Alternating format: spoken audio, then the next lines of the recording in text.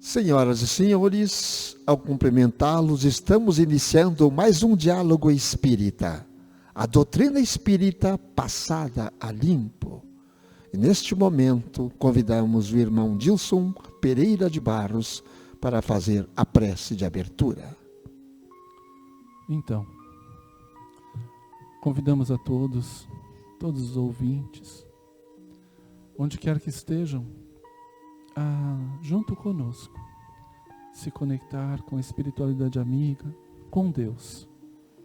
Então, onde estiverem, se puderem fechar os olhos, fechem. Se não puder, tentem mentalizar Jesus, Maria de Nazaré ou um espírito amigo. Assim sendo, que Deus, neste momento, nos permita a espiritualidade amiga presente, nos darem forças, enquanto intuições, pensamentos salutares, pensamentos que possam nos trazer o alívio às dores da nossa alma, através das soluções aos nossos problemas. Que possamos receber então essas inspirações tão importantes para nós outros. Aqui, neste momento, que nós possamos então também receber as inspirações para levar as palavras amigas, as palavras de consolo a cada coração ouvinte. Que assim seja. O nosso trabalho hoje, queridos irmãos Jussi e Dilson, e os irmãos que estão nos ouvindo, nos vendo, Capacete da Esperança. O título: Tendo por capacete a esperança na salvação, disse Paulo em Tessalonicenses, capítulo 5, versículo 8. A explicação de Emmanuel: o capacete é a defesa da cabeça em que a vida situa a sede de manifestação do pensamento, e Paulo não podia lembrar outro símbolo mais adequado à vestidura do cérebro cristão, além do capacete da esperança na salvação. Se o sentimento muitas vezes está sujeito aos ataques da cólera violenta, o raciocínio em muitas ocasiões sofre o assédio do desânimo, à frente da luta pela vitória do bem, que não pode esmorecer em tempo algum. Raios anestesiantes são desfechados sobre o ânimo dos aprendizes por todas as forças contrárias ao Evangelho Salvador. A exigência de todos e a indiferença de muitos procuram cristalizar a energia do discípulo, dispersando-lhes os impulsos nobres ou neutralizando-lhe os ideais de renovação. Contudo, é imprescindível esperar sempre o desenvolvimento dos princípios latentes do bem, ainda mesmo quando o mal transitório estenda raízes em todas as direções. É necessário esperar o fortalecimento do fraco, à maneira do lavrador que não perde a confiança nos grelos tenros, aguardar a alegria e a coragem dos tristes, com a mesma expectativa do floricultor que conta com revelações de perfume e beleza no jardim cheio de ramos nus. É imperioso reconhecer, todavia, que a serenidade do cristão nunca representa atitude inoperante por agir e melhorar continuamente pessoas, coisas e situações em todas as particularidades do caminho. Por isso mesmo, talvez o apóstolo não se refere à touca protetora. Chapéu quase sempre indica passeio, descanso, lazer, quando não define a convenção no traje exterior, de acordo com a moda estabelecida. Capacete, porém, é indumentária de luta, esforço, defensiva. E o discípulo de Jesus é um combatente efetivo contra o mal, que não dispõe de muito tempo para cogitar de si mesmo, nem pode exigir demasiado repouso quando sabe que o próprio mestre permanece em trabalho ativo e edificante. Resguardemos, pois, o nosso pensamento com o capacete da esperança fiel e prossigamos para a vitória suprema do bem. Irmão Julci, o que o irmão encontrou sobre esse assunto? Pois bem, Antônio, Gilson, amigos, ouvintes, espectadores. Então, eu aqui atento à tua leitura, Antônio, mergulhado no que Emmanuel nos traz como uma interpretação do que Paulo quis dizer aos Tessalonicenses, eu penso que nós estamos falando como ferramenta protetora, né? Eu sempre digo que depois que Jesus chamou, ou antes, quando Jesus disse que enviaria o Consolador, e o Consolador é a doutrina espírita, e sendo ela ferramenta de consolação, contém no seu bojo outros tantos subsídios que consolam e protegem. Então, Antônio, eu fui lá no capítulo 27. O que poderia ser o capacete do cristão? A prece, Antônio. A prece. A prece. Ligação a direta. prece se apresenta como a ferramenta que protege o cristão. E nós podemos trabalhar essa reflexão hoje nas condições da prece, na eficácia da prece e na ação da prece. Porque ela certamente vai nos proteger dos raios anestesiantes que são desfechados sobre nós. Sobre a indiferença de muitos, sobre a cólera de outros. Então, Emmanuel foi muito feliz quando nos deu ela como uma indumentária de luta, e não o chapéu ou a touca. Sempre de joelho em terra para orar? Então, seria isso? Sempre? De joelho em terra? Bom, a forma como tu oras, Antônio, é do teu livre-arbítrio. Porque o que interessa na tua oração não é a expressão do teu corpo, e sim da tua alma, do teu coração, né? Mas é um bom significado para determinar a humildade, né, Antônio? Também. Também. Mas como nós não temos essa condição, normalmente não a fazemos, porque às vezes machuca, né?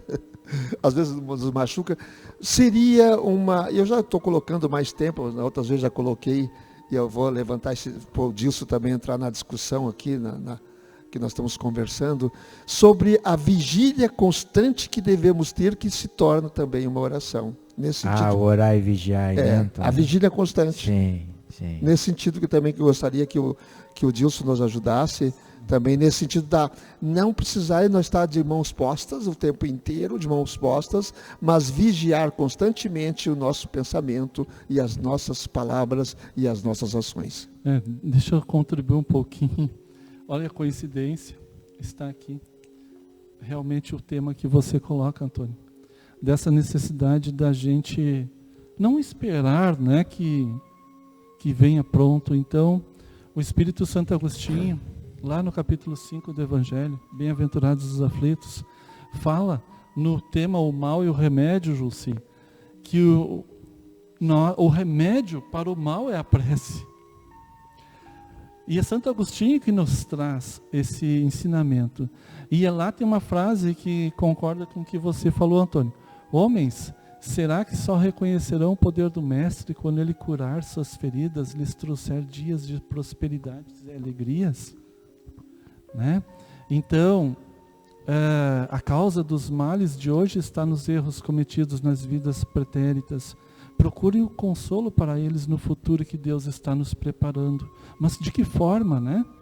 De que forma, se não obrando no bem e buscando a consolação quando nós estivermos fracos na prece, Julci. E o capacete nosso, indumentária, eu acredito no nosso corpo também. Porque é a nossa indumentária de luta, de esforço, que nós devemos ter. Sim. É o invólucro do espírito, né? Mas na observação do Antônio, que é muito profícua, né? A humanidade ainda não compreendeu a profundidade daquilo que tu disse, Antônio. Porque nós, como cristãos, deveríamos fazer o nosso ir e vir ser uma prece, uma entrega, né? Uma vida dedicada a seguir as leis de Deus, né? Como a gente ainda não consegue fazer do nosso ir e vir uma situação de prece constante, é importante que a gente saiba orar e também aprenda a vigiar. Uhum. Interessante. A vigília que o Antônio coloca é um grande chamado para nós outros. É uma palavra-chave. Quando nós estivermos, só para contribuir mais um pouquinho sobre a vigília, quando nós estivermos nos passando na jogada, seja em qualquer situação, entrando numa discussão qualquer, muitas vezes as discussões são estéreis, são por nada, mas as pessoas em casa gostam de fazer uma discussão, alguém da família, alguém ali lembra, olha a vigília.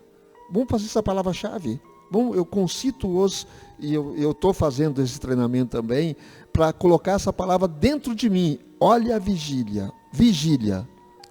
Eu acredito que a vigília, para facilitar o entendimento dos nossos ouvintes, a vigília seja aquele momento de nós pensarmos e sentirmos Jesus em qualquer local, qualquer instante. Nós podemos estar trabalhando num trabalho de esforço físico, mas nós podemos estar com a mente em vigília, pensando algo bom, e nada melhor do que lembrar de Jesus, tentar senti-lo. Talvez aquele peso mesmo seja algo pesado, literalmente falando. Quem sabe até a gente se esqueça daquele momento ali. E a vigília, se nós estivermos... E assim eu tenho treinado, Antônio. Eu tenho treinado muito nesse sentido no trânsito, Antônio. Ficar pensando em Jesus, pensando nos seus ensinamentos, e a gente esquece da viagem em si. Daqui a pouco, o trânsito flui melhor, porque ele fica menos tenso, né? Ele distensiona a nossa vida. Então, queridos amigos, para que fique bem claro o que o Antônio quis dizer e o que o Gilson comentou, a vigilância que o Antônio quer colocar como hábito, não é vigiar os outros não, viu? Pois não é vigiar os outros não, a vigilância é sobre nós, sobre o nosso comportamento, sobre o nosso pensamento, nossa atitude, porque é nós que estamos mergulhados na ideia de sermos cristãos. Então, positivo e operante. Até mesmo, como diz o pessoal de capacete. Até eu tenho prestado atenção nas mensagens de WhatsApp. Muitas vezes um manda a mensagem para o outro, mas dando nos dedos do outro, né? Dando a mensagem aquela cutucadinha, né? Para o outro se ou ironias e hipocrisias. Então, com mensagens edificantes, mas com um texto num sentido irônico. Duplo, né? Irônico. Então, que nós não façamos mais isso, porque a melhor é para mim, quando esse comentário nosso da vigilância, é para mim, Deus para comigo, é eu que tenho que me melhorar. Porque até tem uma história, que eu não sei onde ela se originou, de alguém que desencarna e chega do outro lado e depois de muito caminhar, de muito estresse, ela encontra Pedro. E aí, Pedro, até que enfim te encontrei, né? Pois é, Deus. Até que enfim, né, você conseguiu achar o caminho. Então, Pedro, para qual a porta eu entro aqui para mim? Eu fui orador na casa espírita, eu fiz minha vigília cuidando dos outros, enfim, eu eu tentei mudar a vida do meu filho, eu tentei mudar a vida, me esforcei do meu colega de trabalho. Tá, mas Deus, tocando nesse assunto, o que você fez por você? Pois então, Pedro, eu estava falando. E aí repete, né? De novo, Deus, mas o que você fez por você na tua vigília, né? Na tua melhora íntima? Enfim, o Deus se deu mal. Esse assunto também nos traz aqui um assunto também importante, porque muitos de nós estamos esperando Jesus baixar na terra, né? Estamos aguardando a vinda do Mestre. E aqui na nossa leitura que está muito claro, quando se sabe que o próprio Mestre permanece em trabalho ativo e edificante, gente, ele está aqui. Ele não precisa esperar a vinda dele. Então, isso que eu queria colocar para que todos nós aprendamos e sempre pensemos naquilo que o Jesus falava há pouco, o que o Mestre faria no caso específico. Então, Antônio, se nós temos absoluta convicção de que Jesus está entre nós, se nós já vencemos essa questão material de esperar Jesus em corpo, se nós temos ferramentas que a doutrina espírita nos oferece, como capacete, tal qual é a prece, amigos, que nós aprendamos a fazê-la com a devida vênia, que se a nossa vida não é uma prece cotidiana e ininterrupta, que os momentos que nós chamamos de prece sejam efetivos, eficazes, um encontro com Jesus ou com aquele Espírito que nós sabemos que vale a pena a gente encontrar. A prece é um remédio para a alma, é um capacete para o nosso pensamento. E vejam bem, pensamento que vagueia o dia inteiro, infelizmente, em muitas coisas que não nos favorecem. Então, que seja no momento adequado o capacete que protege, que fortalece a cabeça que comanda o corpo, e que possamos com isso vencermos a nós mesmos no estado de vigília que o Antônio propõe. Isso. E continuando, eu falaria a mesma coisa, relembrando que nós aqui, quando nós fizemos a prece, a gente leva os nossos ouvintes a sentir-se calmos. Sentirem-se calmos. Porque a prece, para ter um efeito, para que nós sintamos a mensagem de retorno, nós temos que estar com a vibração direcionada a um sentimento de libertação, um sentimento mais leve, de leveza. E realmente, se nós estivermos preocupados com outras questões, nós teremos muita dificuldade de nos conectar com a espiritualidade. Não que eles não nos ouçam, não nos vejam, não saibam o que nós pedimos, mas nós não vamos sentir a mensagem de retorno. Porque a nossa sintonia, a nossa vibração naquele momento está de uma forma, está bem diferente, está noutra dimensão. Viver em prece, é difícil viver em prece. Seria o ideal. Seria o ideal. Mas então vamos viver em vigília, fazer da ida e vinda, como José falava, uma vigília constante.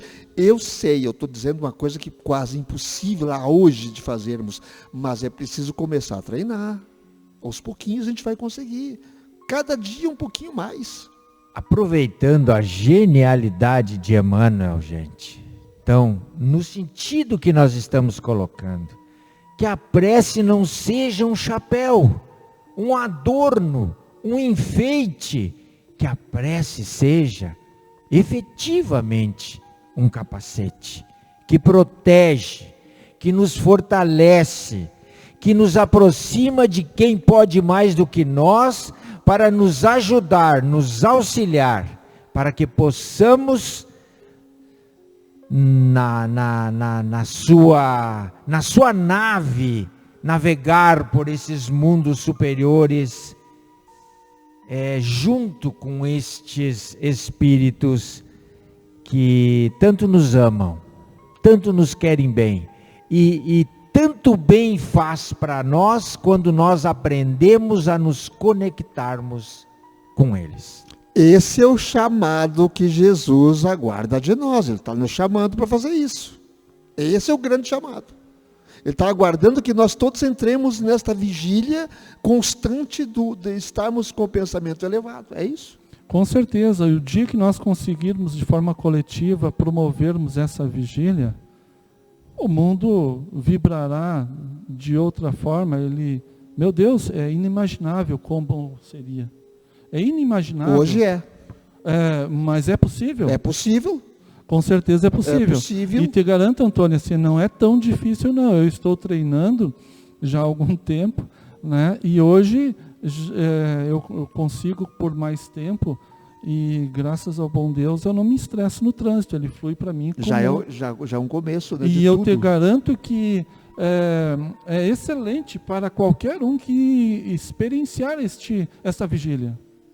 Eu garanto a todos, né, que quiserem, experimentem. Com o capacete da esperança, usando-os o tempo inteiro, fiquemos em vigília, com o capacete da esperança de que tudo vai melhorar no nosso planeta. Ele precisa disso, de cada um de nós. Não é de um todo, ele precisa de cada um para formar o todo.